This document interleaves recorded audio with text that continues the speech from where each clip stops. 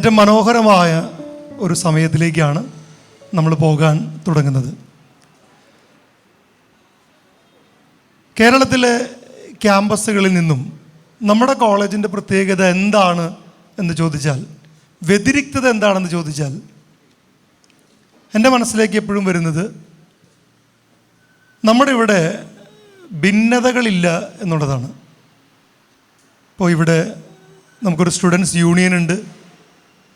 അതിൻ്റെ പേരിൽ ഇവിടെ പിള്ളേർ തമ്മിൽ എന്തെങ്കിലും വഴക്കൊന്നും ഇതുവരെയും എൻ്റെ മുൻപിലേക്ക് വന്നിട്ടില്ല.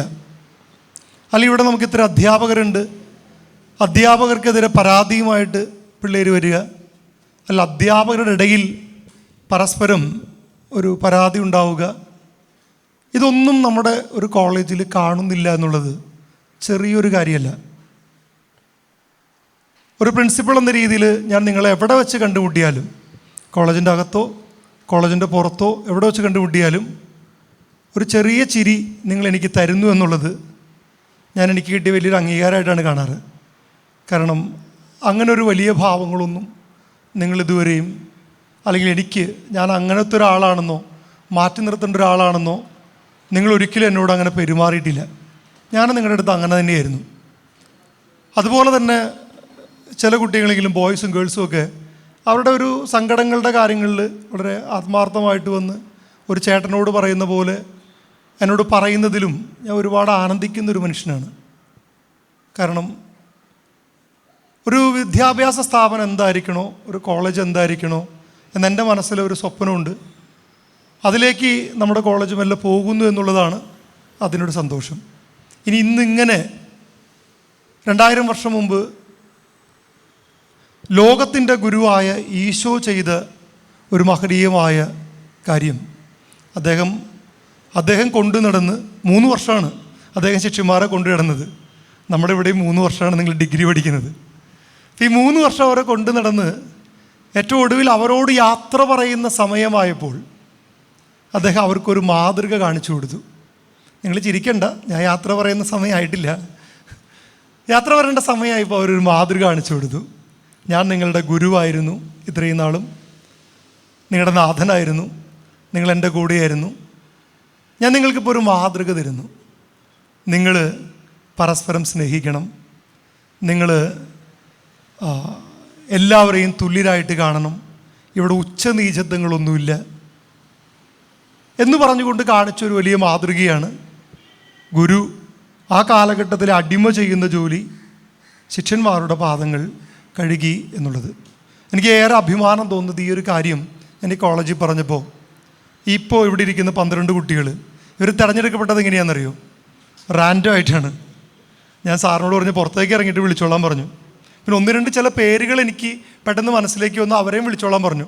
കാരണം ഇടയ്ക്കെങ്കിലും അവരുടെ വഴക്കുണ്ടാക്കിയിട്ടുണ്ട്, അവരെയും വിളിച്ചു, പിന്നെ കാണുന്നവരെയൊക്കെ വിളിച്ചു എന്ന് പറഞ്ഞു. അങ്ങനെയാണ് ഇവർ വന്നത്. ഇവർ വന്നിട്ട് അങ്ങേയറ്റം ഇതുവരെയും ചിലർക്കൊക്കെ ചെറിയൊരു ചമ്മലുണ്ട്, എന്താണ് നടക്കണേന്ന് അറിഞ്ഞുകൂടാത്തതുകൊണ്ട്. പക്ഷെ അങ്ങനെയല്ലാതെ ഒരു വിദ്യാർത്ഥി എന്ന രീതിയിൽ അവരെല്ലാ സഹകരണവും തന്ന് അവരതിന് തയ്യാറായിട്ടാണ് ഇവിടെ ഇരിക്കുന്നത്. അപ്പോൾ അതുകൊണ്ട് അവരെയും ഞാനൊന്ന് അഭിനന്ദിക്കുകയാണ്. ഇത് എല്ലാ വിദ്യാഭ്യാസ സ്ഥാപനങ്ങൾക്കും കേരളത്തിലെ കലാലയ അന്തരീക്ഷങ്ങൾക്കും ഒരു നന്മയുടെ സന്ദേശമായി മാറട്ടെ എന്ന് പറഞ്ഞുകൊണ്ട് നമുക്ക് ഈ ചടങ്ങിലേക്ക് കടക്കാം. നിങ്ങളൊരു നിമിഷം എനിക്ക് വേണ്ടി കൂടി ഒന്ന് പ്രാർത്ഥിക്കുക.